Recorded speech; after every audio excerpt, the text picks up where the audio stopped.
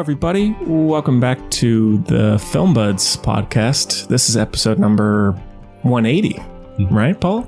Yeah, I honestly don't know. Yeah. I'm the person to ask. And my name is Henry. And I'm Paul. And this week we have a special guest, Paul's wife, Lauren. Hello. Hi. Hi. So this is kind of a special episode. I guess first thing we should say is it's our first in-person recording, Film Buds recording since before the pandemic. And it's Paul's first in-person recording ever of history. Yeah. So yeah, thanks again for joining us. And this week we have a review of Loki, the new Marvel series. And then we have a review of Chaos Walking, the new sci-fi thriller with Daisy Ridley and Tom Holland. And then we have a listener question actually about the whole Scarlett Johansson contract debacle. Yeah. And, plenty else. So yeah. Well, guys, how you doing? It's weird to see you so up close. I'm doing well. It is certainly odd. Let me lean closer in.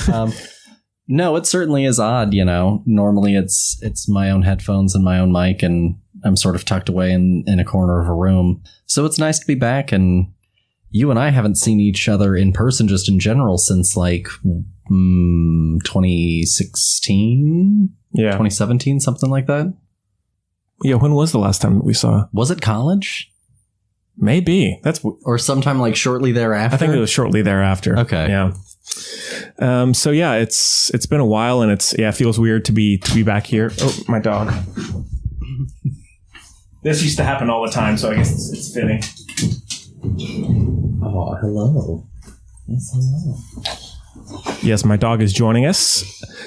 So, okay, well, I guess the first kind of big thing that we should mention is the whole moving forward thing. Yeah. So, all right, so if you didn't know, if you haven't listened to previous episodes or any recent ones, shame on you. Yeah, shame on you. And yeah. Well, go back and re-listen. Yeah. So I joined the Air Force back in May. And I have a ship date of August 17th. So it's about a little more than 2 weeks from this recording date. And so Paul here has graciously offered to pick up the production side of things and the hosting side of things while I'm away. I'm not leaving the show by any means. Oh my God. There you go. Sorry, getting my dog in and out here.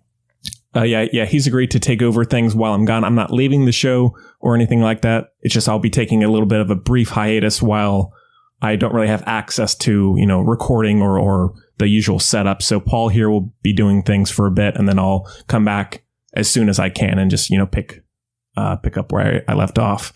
So yeah, thank you, Paul, first of all. Yeah, absolutely. What's your plan here? Honestly, I don't have a clue yet. I'll probably find something to do. Nick, a friend of the show, Nick Delgadillo, is probably going to come on. Great guy. And help me out. I'll probably invite on a few other people as well. And have a bit of fun with it. And I don't know what we're going to do, show-wise. I haven't looked ahead at any sort of dates or anything like that of what's going to be out. But expect to hear from some interesting people beyond just myself, and you'll probably also have my wife on as a host as well. So it'll be fun. Yeah. And now, Paul, you have to make sure to not get power crazy. Yeah, right. It can happen with a show like this. All right? Yeah. Go mad. Yeah. With all the sway that I have over the listeners. Yeah. I mean, but you basically have the platform of Billie Eilish. Mm-hmm. It's that size. Oh, yeah. It's a movement. So yeah. So just, keep that in mind, and we'll keep, kind of repeating that over the next few weeks. But more than likely, I think next week will probably be my last one before I leave. Potentially, I could do one more, but it just depends on how busy things get for me on my end. So yeah, just know that, and the show will keep going. So don't you worry. All right. Well, should we get to it? We got plenty to talk about. Yeah, sure. All right. Well, let's get to our first review, which is Loki. And we have a clip, so take a listen.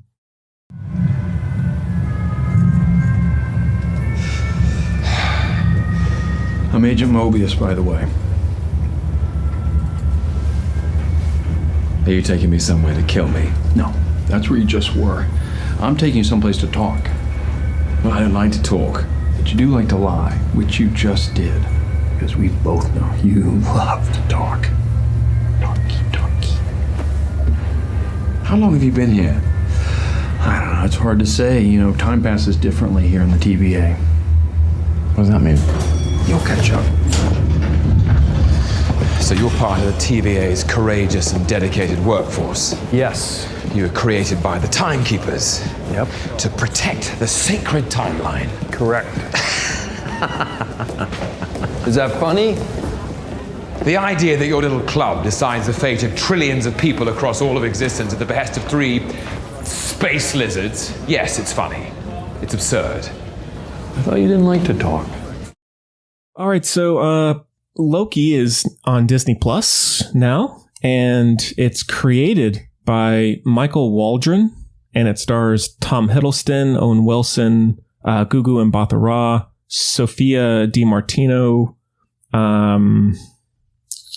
Sasha Lane is another. I know there's some other people, and anybody big I'm forgetting? No one comes to mind. Okay.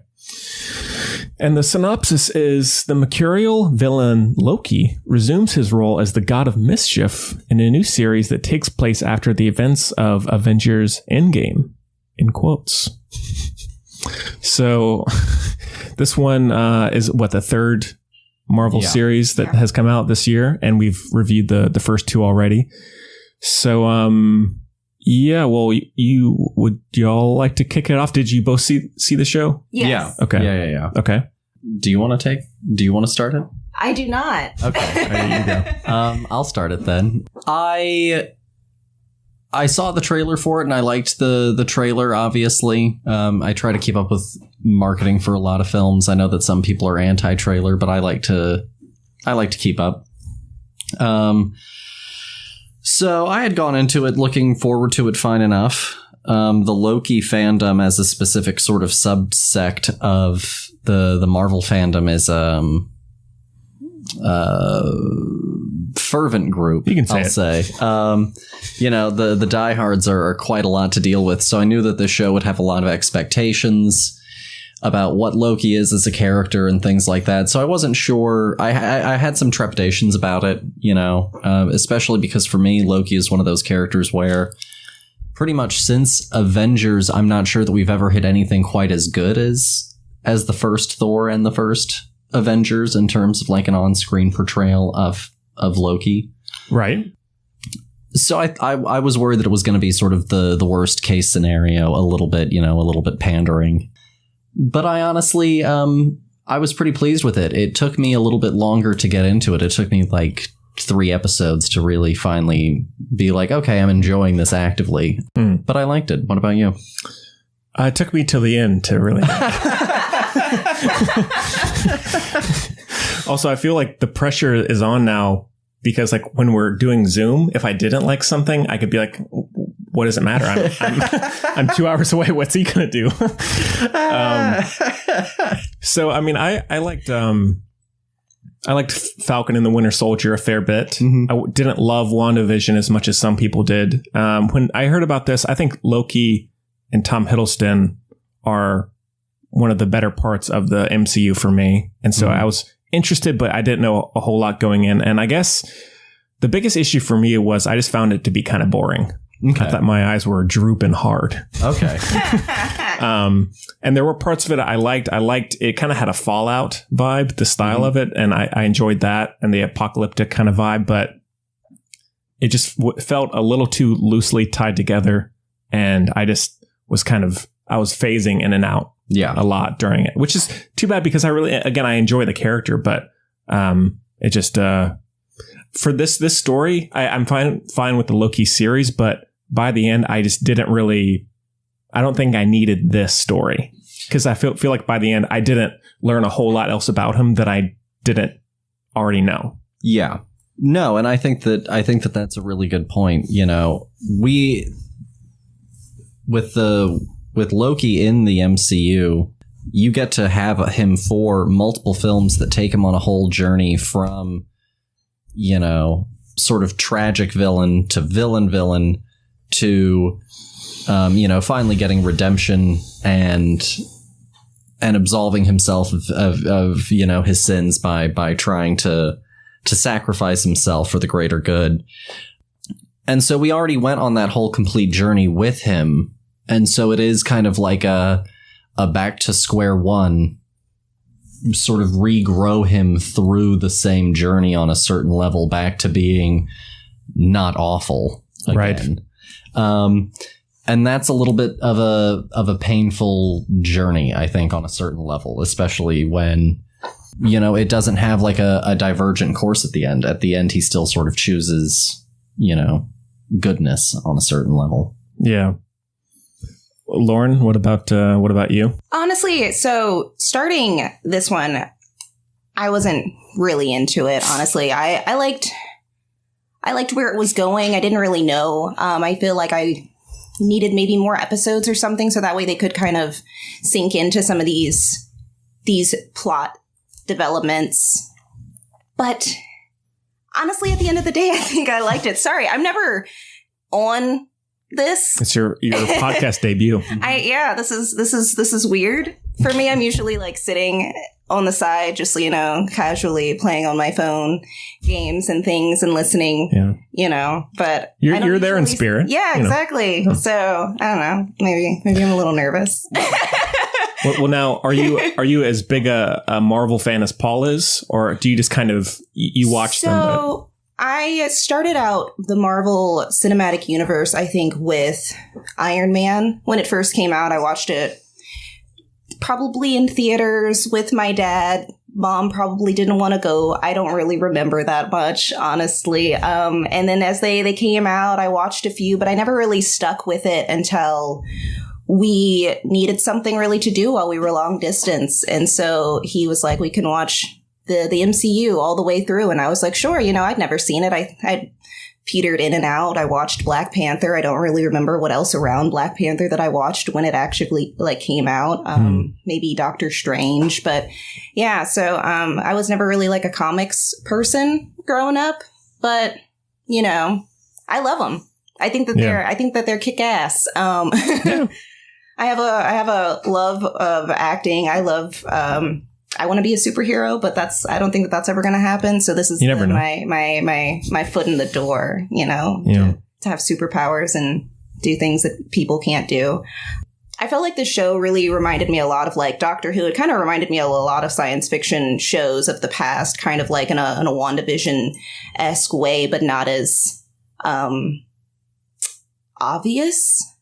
The kind of X-Files, kind of Doctor Who, kind of, what can we do with this? And I just kind of wanted them to stick to something, to one of those many ideas, and then just like see what the depth of that was, instead of kind of bouncing around throughout all of these different ideas because they could. I wish that it had ended with a nice hard ending instead of kind of leaving the door open. Same here. I was like, crap, I gotta wait for stuff. How dare you? Yeah. I was the same. Do you have a favorite, quick thing, do you have a favorite Marvel project, movie or TV show? I mean, I really did enjoy WandaVision, but I think I enjoyed it because of all of the hokey old school comedy and all of that stuff, really getting to watch the evolution of where we've come throughout the throughout, I guess, not the cinematic universe, like TV history throughout the generations. I really enjoyed that. But of the movies, that's hard. That's really difficult. I mean, I love Black Panther. I'm really sad that, R.I.P. I don't know what they're going to do with the next one, and I'm worried, but that's okay. Yeah. But no, I'd say that Black Panther's probably up there. There's probably something. There's so many movies that I'm missing right now currently. Yeah. And Paul, a quick thing. I saw you admiring the 4K. I don't think it's over there. I don't have my In the Heart of the Sea 4K. I was hoping to have that kind of, get a little flare of that, but it's somewhere else. I was looking through trying to see, what all you had. I'm pretty disappointed by the presence of Justice League, any version of it, really. Thanks. Well, because the thing is, I had not, when I bought it, I hadn't seen it. Ah, okay. It was a blind buy. Gotcha. You have a few of those. Yeah. Yeah. Everyone does. It's in my shame drawer. But anyways, Paul, go ahead. I was just going to say, I think that with the ending of Loki, with a lot of the TV shows, I think that some of their weaker points, have definitely been related to some of their setting up of things, later on, I was talking with Nick about the show before I came up here. I saw him a few days ago, and he isn't really overly fond of the ending, because again, it's not ending the story. It's obviously opening up and setting up more and tying into things that will tie up later on. But maybe. And so I think that there's definitely some truth for that, not to get into the reveal yet of like who the bad guy is. Although if you've been on the internet, I feel like it's hard to have avoided the spoiler of the end of Loki. Yeah.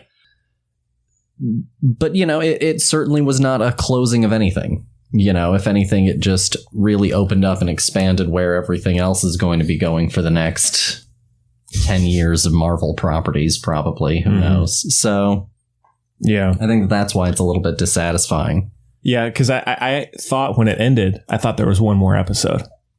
Yeah. I was like, because, WandaVision and Falcon, they both ended fairly, tied it all up. Yeah. But this one, it didn't. So. Well, and that's also because, WandaVision isn't getting a second season. Falcon and the Winter Soldier isn't getting a second season. This is. Yeah. And so it feels it, and I think that miniseries TV events maybe work better for a Marvel Cinematic Universe because they ultimately still have to have an ending, even if it does connect to certain other things.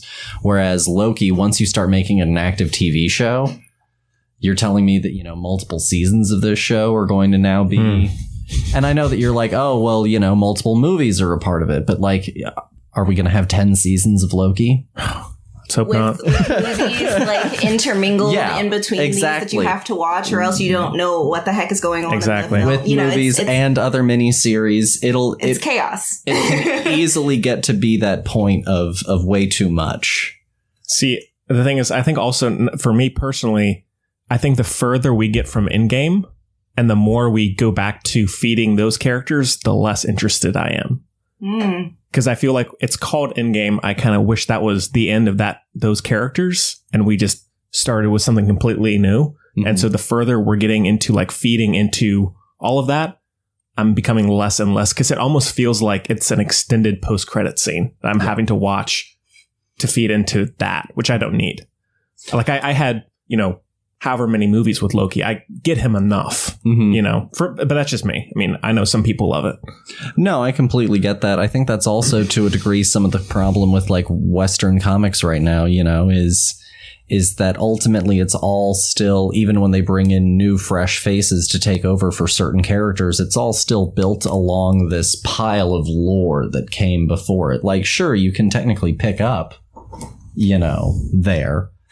But can you really, when it's coming with all of these expectations and all of this back lore, and when you intentionally of your own accord also go out of your way to reference all of that stuff as well.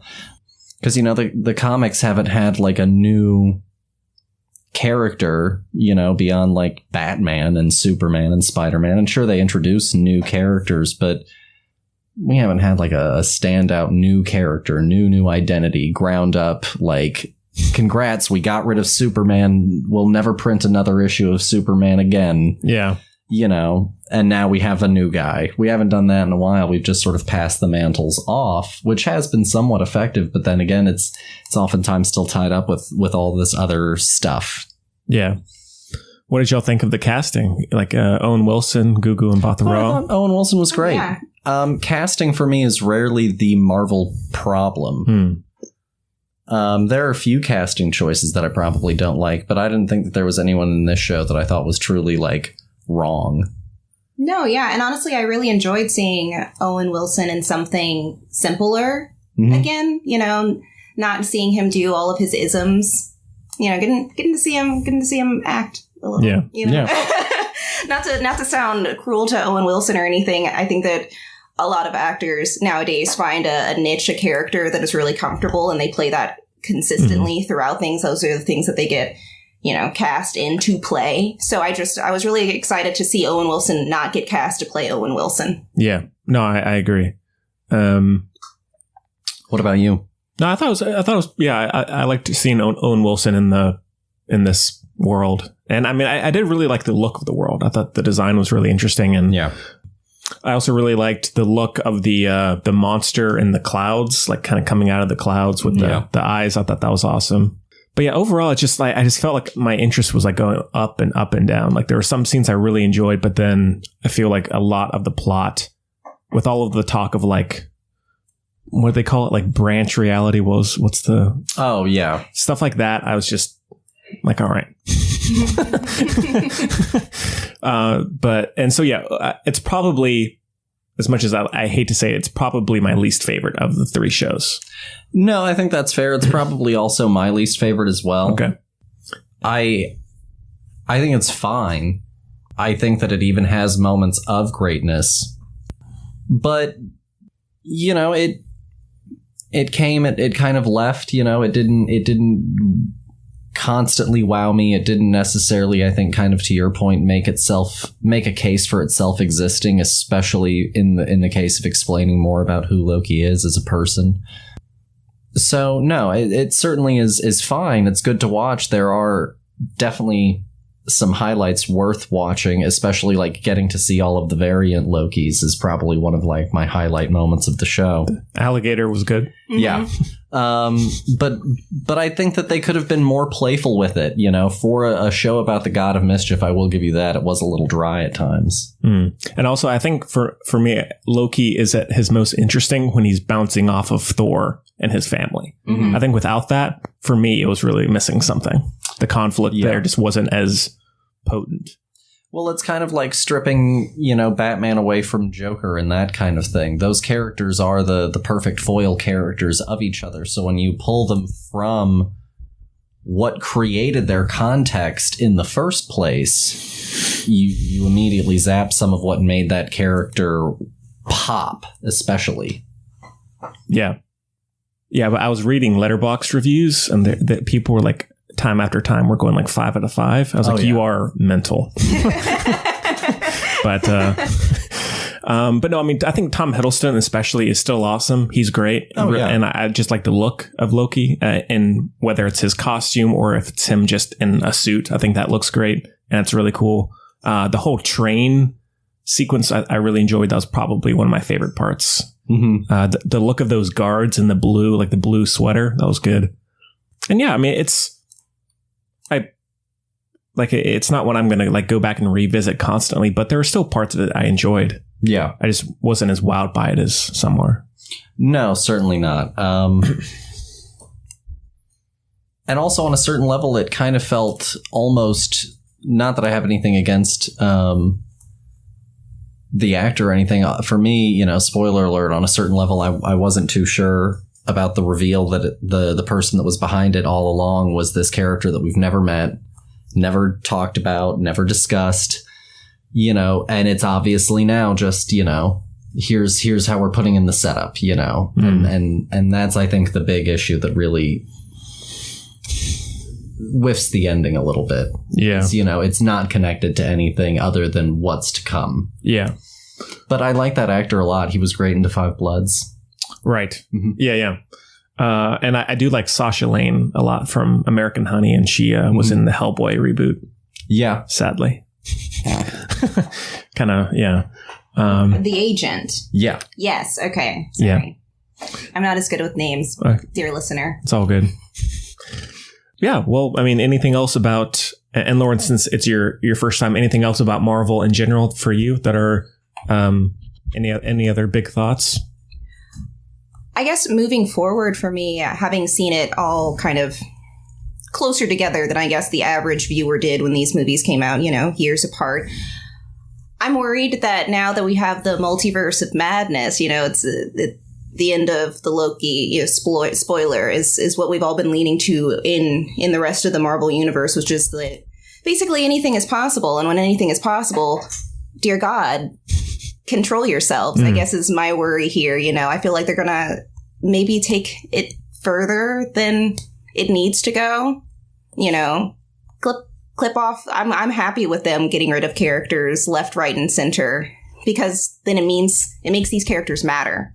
Yeah. But if we open up any possible reality to anything, then we can just keep bringing back Scarlet for the next movie and the next movie, because why not? You know, it's a multiverse now.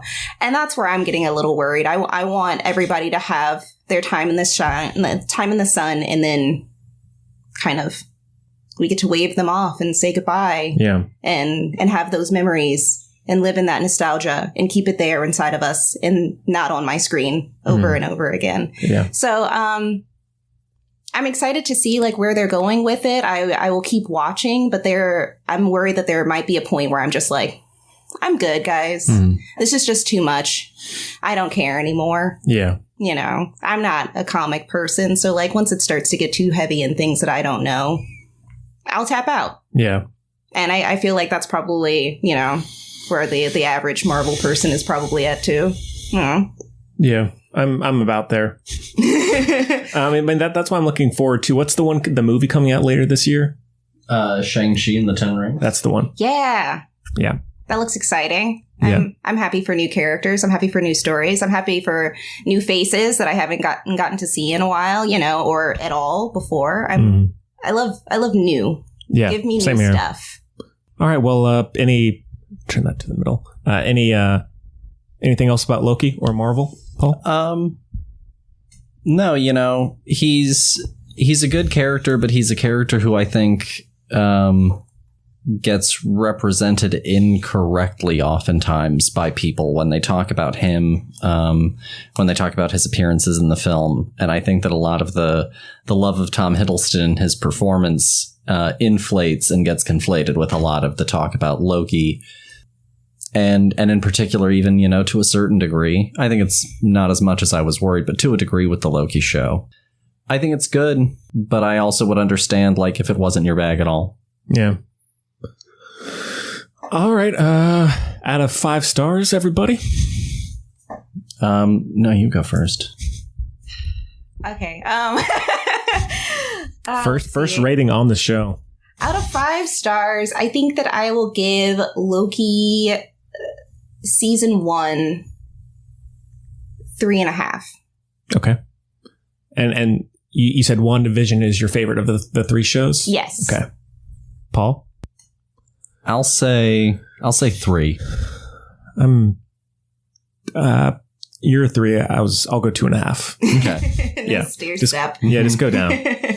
So, all right. Well, cool. With that done, then we can get to Chaos Walking. And we have a clip as well. I think y'all brought the clip with you, so take a listen. What you need to contact your ship is in Haven. Haven. It's the first settlement. Another town? More people? You didn't just think there were 2 settlements in all of New World, did you? No, of course not. Thought it was one. It was one. We're leaving in the morning. I'd rather stay with you, Todd. I'd rather be with you. Kiss me, Todd. Kiss me. Kiss me. No, wait, I didn't even say that. I'm sorry. Viola. Okay, so Chaos Walking is on VOD now, I think on most places.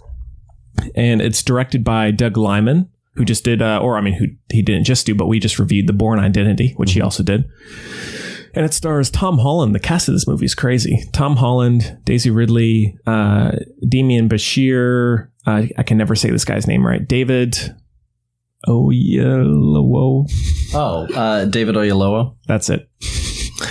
Cynthia Erivo, Kurt Sutter, Nick Jonas, strangely, Matt Mikkelsen. I think maybe even a few other people. Am I forgetting anybody? No, I don't think so. Okay. And the synopsis is 2 unlikely companions embark on a perilous adventure through the badlands of an unexplored planet as they try to escape a dangerous and disorienting reality where all thoughts are seen and heard by everyone. So this one came out. I don't know if it did have a theatrical release, Paul. Honestly, I don't have a clue. Probably not. And it had a bit of a, I guess, was in release hell for a little while. I think it got pushed back a few times because of COVID, maybe, and maybe other things. But it's been out for a couple months now, I think. So, yeah, I mean, Doug Liman, he's done what he did, Edge of Tomorrow. Let's see what else he did. American Made. Okay, and some other stuff. Yeah. So, what did y'all think about this one? I thought it was pretty boring. Oh, yeah? Yeah. I thought it was pretty boring. Not even, I didn't even think that it was honestly like bad the way that reviews were making it out to necessarily be, but I was very bored. Oh, yeah. Lauren, what about you? I think this movie needs like some polish. I think that somebody needed to look over this script before it got the okay and was like, let's get rid of all of this stuff. And make it just neater. I felt like this movie was a little messy, which just it was fine. Yeah. I actually didn't mind it. Yeah, that sounds right. Yeah, I think most could see that coming. I didn't love the movie by any means. I think it's quite flawed, but I thought some of the ideas in the movie, like the whole thought process out loud and how all of that worked, I thought was great. I enjoyed the world actually a lot more than I have other recent science fiction films, despite it being kind of quick, a little too, brushed through things. But I am a big Daisy Ridley fan. Tom Holland kind of goes in and out for me, but I enjoyed him in this. I don't know. Actually, yeah, I was not hating myself, No, I think that you're right. I think that there are a lot of things about like the world and the concepts that are strong, but I think that a lot of that probably ends up coming from the book or whatever this is based on. And so the whole time that I was watching it, I was definitely like, I bet a lot of this would mean more if I read this. Yeah. And that was definitely something that just sort of perpetually sort of plagued me the whole time that I was watching it. I wasn't overly fond of Tom Holland in this. I thought he was just okay in this. Yeah. He's overall, I think for a performer for me, like beyond Spider-Man, I'm not sure that he's ever really been in anything that I've seen or nothing that he was the lead in beyond Spider-Man has ever had the draw for me to be like, wow, that's what I need to go and see. I need to see this Tom Holland performance. So, he did fine. I thought Daisy Ridley did better than he did, but also this was for me like B-list Daisy Ridley on a certain level also. I thought that I was kind of getting everyone's like second performance. You know what I mean? Interesting. Yeah. I don't know. I think that, gosh, how to describe this movie? How do I feel about this movie? I think that Tom Holland is on a high right now, which is great. I'm glad for his paycheck. I need him to stop. I think he's wonderful as Peter. I think that he's charming. I think that he's interesting. He's got these like quirks that are endearing about him. This character has none of those things for me, but strangely the same accent. I'm not sure how much of an American accent Tom Holland can do, but I'm good with New York. Let's try something different. I thought that this was just like a fine performance. I felt like this could have been anybody on a certain level. I didn't see anything from him from this that I was like, yes, top notch. Gotta watch it. Yeah. Best of the best. I definitely thought that Daisy Ridley was a lot better. I guess she's blonde in the source material. I didn't see why she needed to be here and why they chose that blonde, but it's not her blonde. It's not. Yeah. I thought that the cast was great, and I was excited to see all these faces that I wasn't expecting to see because I didn't know anything about this movie before we walked into it. And I think that Nick Jonas is really distracting for no reason. Like, why are you here? Because you can't shake the feeling that it's Nick Jonas. Yeah. Every time you see him, you're just like, oh yeah, Nick Jonas is here. Just doing Nick things. Yeah. And he like his performance wasn't bad. It's just that he looks like Nick Jonas the entire time. Yeah, you can't just you stare at him and you're like, if I could just fix that face. Live in the year 3000. Like, that's all I was thinking the whole time. I was like, look at that Disney star right there. Yeah. I'm sorry, Nick Jonas. Oh, also one thing about the design, Mads Mikkelsen's coat in this, his fur coat, amazing, luxurious. Yeah, pretty great. And he's always awesome. No, yeah, he's one of those actors that I enjoy a lot. Much of the cast were people that I enjoy. I like Damien Bashir. I was confused because the movie cast Kurt Sutter. Weirdly. By choice. And for those who don't know, he's primarily known as like a writer. He wrote the Sons of Anarchy TV show. I think he started but left the Mayans MC show. He also wrote Southpaw with Jake Gyllenhaal. Southpaw, and then he also had the one season medieval show Bastard Executioner as well on FX. So he's primarily a writer. So when I saw him, I was like, oh, he must have been like a writer or a producer on this. No. They just cast. Doug felt it was the right call. Wait, who is this person? This is the one that's one of Tom Holland's two dads. He's the one with the long hair. Mm-hmm. Oh, the one who has like the chopping montage. Yes. Yeah, the one that ends up getting killed. Oh gosh, Spoilers. It doesn't matter. Yeah. No one saw this movie. It's okay, and you don't need to. Yeah. Well, no, you don't. I think in a couple months it's going to be a misunderstood masterpiece. I don't think so. They'll come around. You know, I liked it conceptually. For me, it was just everything felt very half-baked. It was like, there are these aliens. And for a while, I was like, okay, so it's either going to be that the aliens are real and it's a real problem, you know, or the aliens aren't real. And then it was like, the aliens are real and you're going to see one, but only one, and it's never going to come back. And then you have this whole the noise stuff. But they never really use it in any ways that are really all that interesting beyond a few times that we get it used creatively. And it ends up just being more kind of like we're a generic future post-apocalyptic space Western man things. Yeah. And it gets a little lost for me. And I think that the movie itself at times is a little unsure of what it wants to say or what it wants to be about at the end of the day. And so it feels for me like we really do a lot of build up toward almost an anticlimactic ending. Yeah. What is the metaphor of this movie? I don't know. I don't have the answer. Yeah.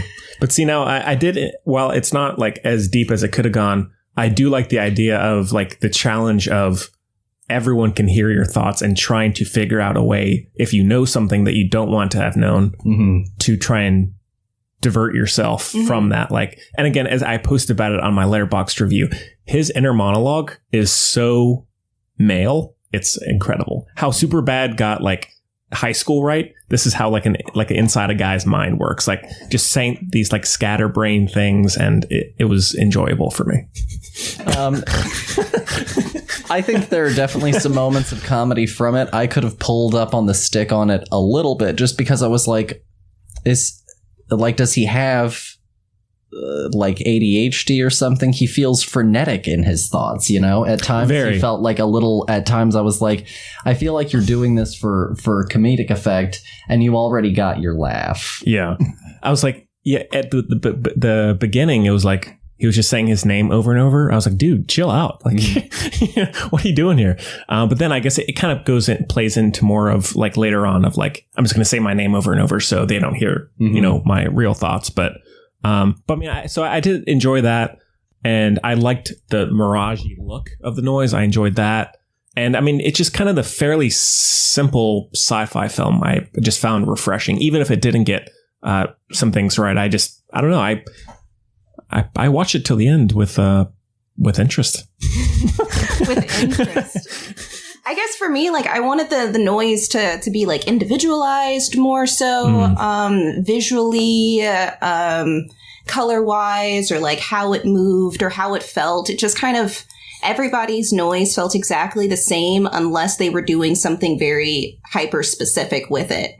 They were just kind of like, everything is orange except for the parts that matter. You know what I mean? Like they were like, oh, let's do the circle around the head thing a few times. Let's box her in with our minds, you know, in the log cabin thing, which I thought was great. And then everything else just kind of felt like I was looking at like a weird, like, I don't know, version of ghost fire coming off of everybody, and it didn't look different. It was all the same, and I was like, are you guys all thinking exactly the same? I thought we were all individuals, you know? It felt like at times like that, it felt like a video game. I was watching a video game cutscene, for better and for worse. Yeah, that's fair. Yeah. But no, I did like Daisy Ridley a lot. Yeah, Tom Holland, again, he's never gonna, I don't love him as Spider-Man, or at least as much as as Tobey Maguire, but he's fine in this. I agree that it could have been done by anybody. It's not like you have to see this for him. Yeah. But Just such a waste. Yeah. But like with in terms of the direction, I did like how frenetic the flow of the movie was for a while. Like it was kind of an endless chase after a while, and I enjoyed that. Mm-hmm. It's just that by the end, you stay at that ship crash, and you're kind of there for a while, and then it kind of killed the pace a little bit for me. But no, actually, I enjoyed it more than I thought I would, because I knew nothing about it going in aside from who was in it. Yeah. So yeah, No, yeah, that's fair. Okay. Any final thoughts on Chaos Walking? Oh, there was this moment where Daisy Ridley is escaping away on motorcycle, and like Tom Holland's on, I think, horse following behind her, and they do some close-up shots on Daisy Ridley and Tom Holland. This is like in the first act or so of the movie, and the most obvious green screen possible. Sure. It's on those close-up shots. Yeah, it's pretty rough. When that happened, I just went. It's pretty rough. It's very bad, and that's my last thought. Yeah. Also, a lot of horse deaths in this. Yeah. Oh. Animal. Yeah, I was about to say, dear listener, the movie, the moment for me that was probably the most like, what? Why? The dog was the moment that the crazy preacher man goes, I'm gonna stare you in the eyes as I drown your dog. I have a lot of notes for that whole character just in general. Not for the actor. The actor did a great job. He was fine, yeah. I have a lot of questions about his psychosis that were not answered in this movie at all. I guess for me, I wanted the noise to do something, to serve more of a purpose, you know?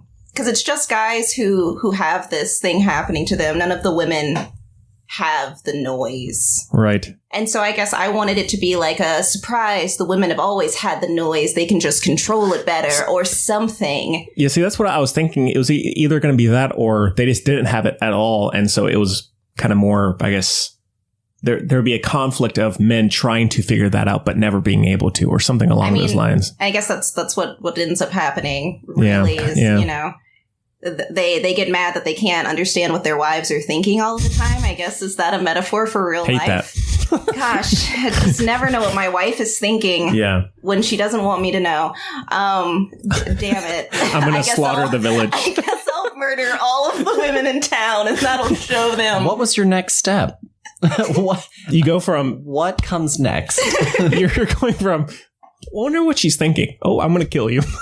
We go to, I don't understand what they're thinking, to, I'm going to try and enslave and control women, to, you know what, I'm just going to murder them. Yeah. We're living in a world that does not have the technology that we can, like, you know, propagate after this generation. Yeah. But the women have got honestly, I don't really think they cared about the next generation. Tom Holland couldn't read. So that's true. I don't think they were really like, oh gosh, the next generation, oh, their woes.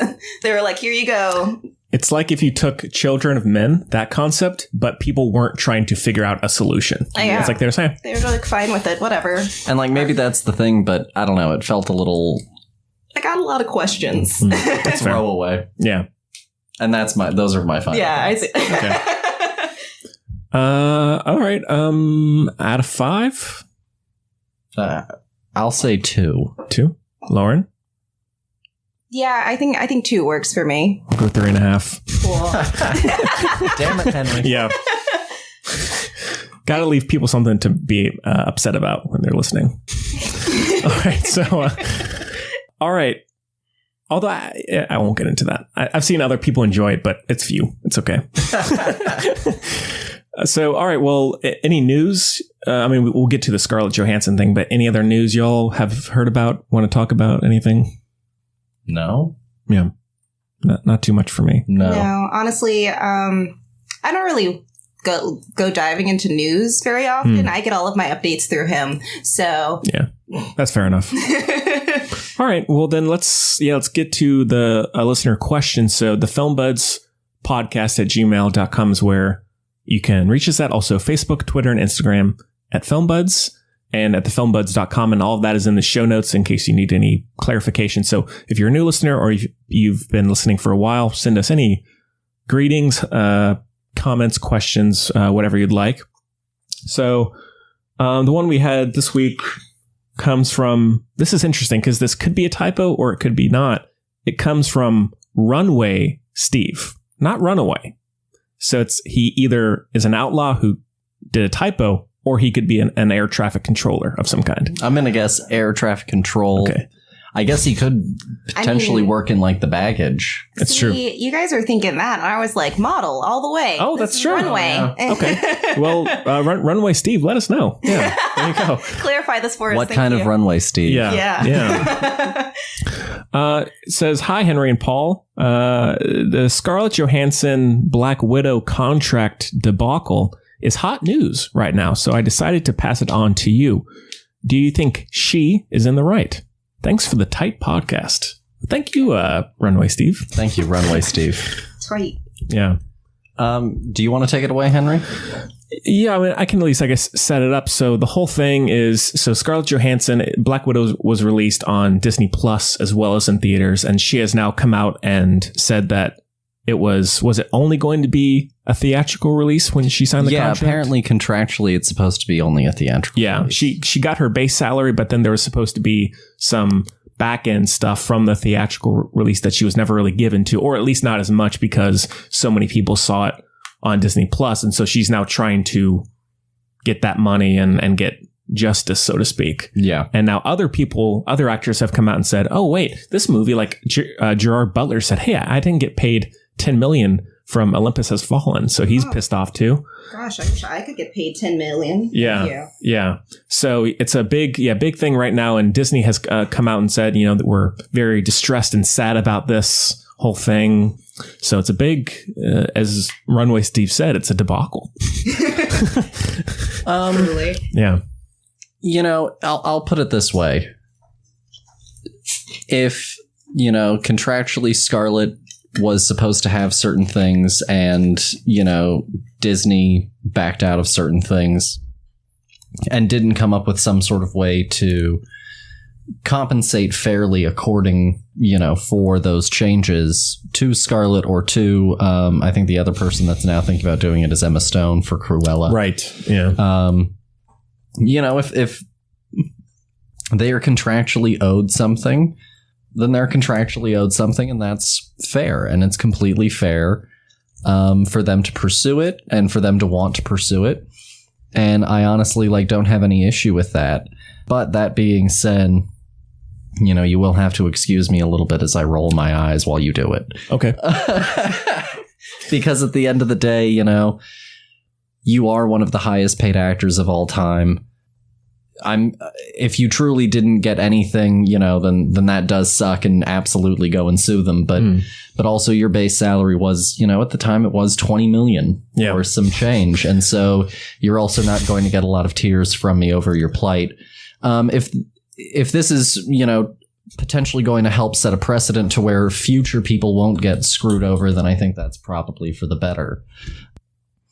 But, I don't know.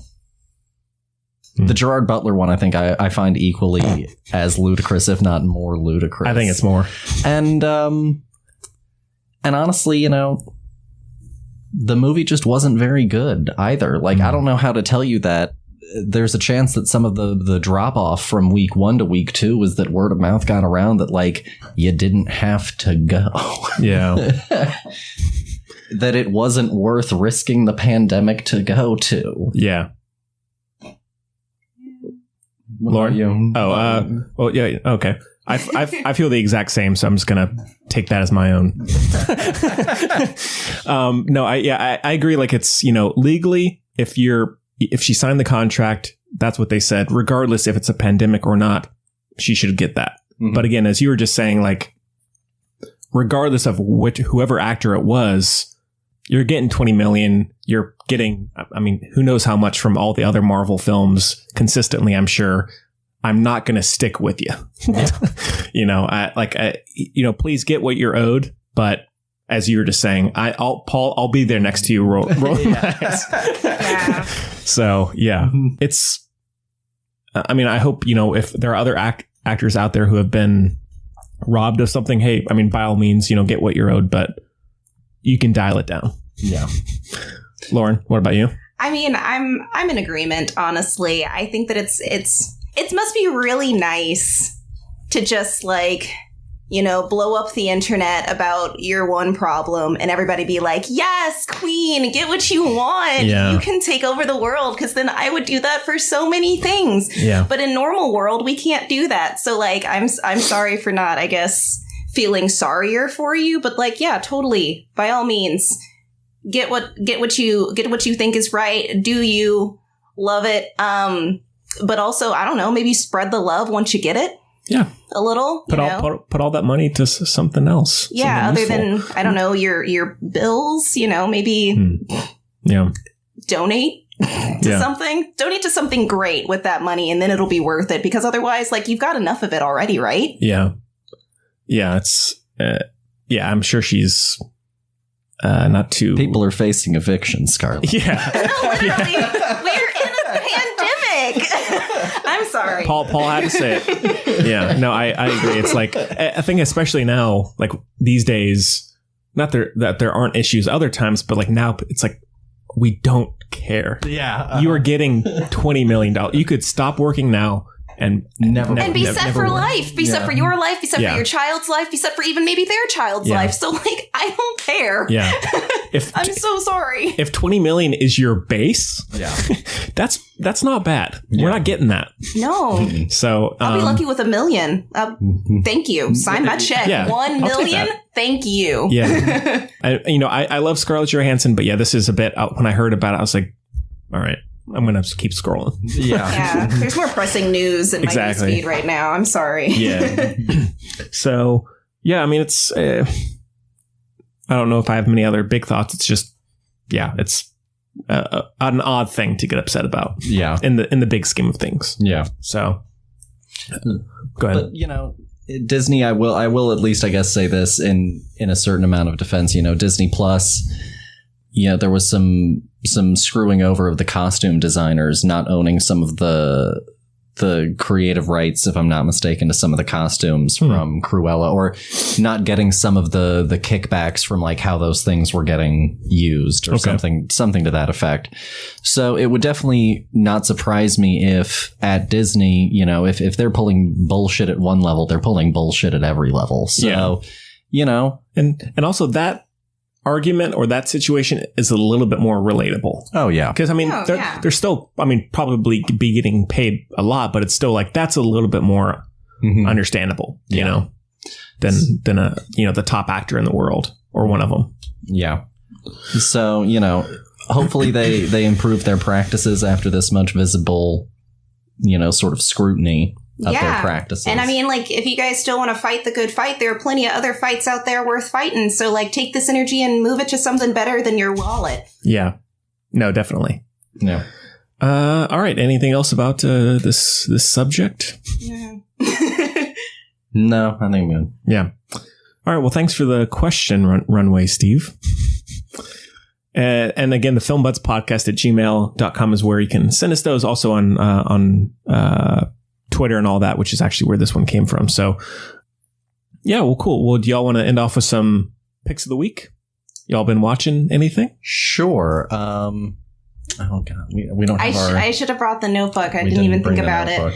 We just watched Born Supremacy last night for date night, which was a good time.